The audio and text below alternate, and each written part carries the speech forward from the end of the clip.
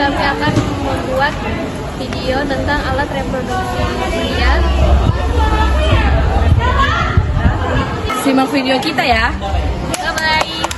Testis merupakan organ yang sangat penting dalam sistem reproduksi pria. Bagian besar terbuat dari jaringan spons. Itu ada kandung kemih untuk mengeluarkan urin sebelum dikeluarkan dari dalam tubuh. Fungsi alat reproduksi ini untuk mengeluarkan sperma dan air mani. Itu jelas adalah merupakan tempat pertemuan vas deferens dan vesicula seminalis. Stratum adalah kantong kulit yang berada di belakang penis, tempat testis berada. Adalah untuk membungkus alat reproduksi ini. Organ ini juga bertugas untuk menjaga suhu agar testis, produksi hormon dan pemotongan sel sperma berjalan dengan baik. Vas deferens merupakan saluran yang terhubung dengan testis dan berperan penting dalam sistem reproduksi pria. Kelenjar prostat adalah kelenjar yang berada di bawah kandung kemih dan mengaliri saluran kemih serta tempat pengeluarannya air, sperma, dan urin. Organ yang hanya dimiliki oleh pria yang dimana berbentuk seperti kacang kenari dan bertambahnya usia maka semakin gede. Vagina adalah saluran otot yang menghubungkan ke leher rahim bagian bawah rahim dengan bagian luar tubuh, bisa melebar untuk menampung baik saat melahirkan dan kemudian menyusut kembali untuk menampung sesuatu yang sempit seperti tampon.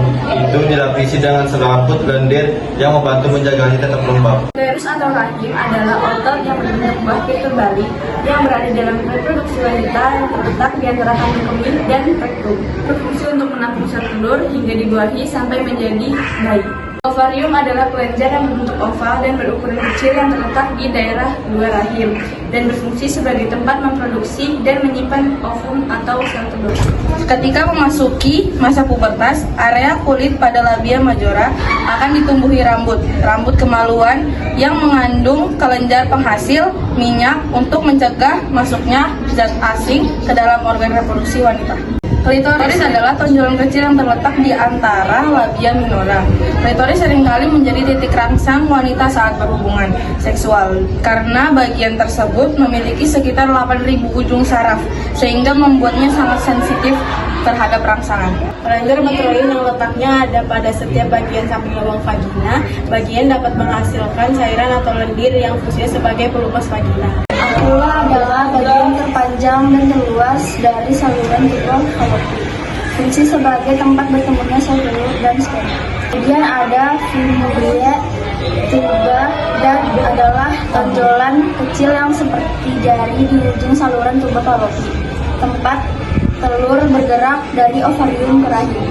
Fungsi fimbria adalah untuk menangkap sel telur dari permukaan ovarium ke bagian terluar. Darah adalah sepotong jaringan yang menutupi atau mengelilingi lubang vagina Anda, dan itu terbentuk pada saat perkembangan dan hadir pada saat lahir. Uretra adalah saluran yang menghubungkan kantong kemih ke lingkungan luar tubuh yang berfungsi sebagai saluran pembuangan baik pada sistem kemih atau ekskresi dan sistem seksual. Berfungsi juga dalam sistem reproduksi sebagai saluran pengeluaran air mani. Epididymis merupakan saluran panjang yang terletak di belakang testis. Organ ini berfungsi untuk membawa dan menyimpan sel sperma yang telah diproduksi di testis.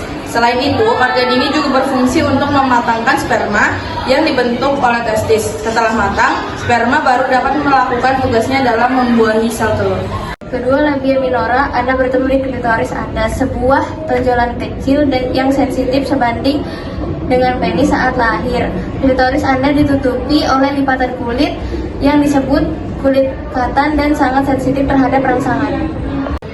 Interstitium berperan penting dalam menjalankan fungsi mekanis dari seluruh jaringan tubuh.